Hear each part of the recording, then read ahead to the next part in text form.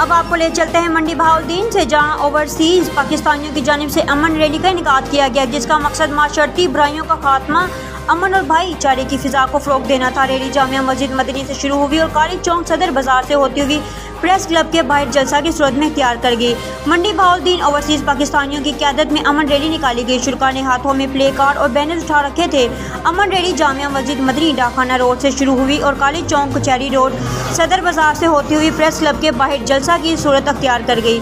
इस मौका पर chairman overseas forum Shahid Raza Ranjha, Ijaz Babar Shahi, Pakistan public health foundation के chairman Nasir Abbas Tarar, chamber of commerce के सदर सैयद हैदर रजा रिजवी, अब्दुल रऊफ गोंदल, फरहान बाबर वराइच, मियां वकार अकमल और दीगर ओवरसीज़ पाकिस्तानियों का कहना था कि वो पुरज़्म हैं कि ओवरसीज़ मंडी बहाउद्दीन को पुरअमन ज़िला देखना चाहते हैं। मामूली बातों पर इंसानी ज़िंदगियों का नुकसान हमारे माशरे के लिए लम्हा फ़िक्रिया है और ज़िला में क़याम अमन के लिए कम्यूनिटी को आगे ना आना होगा।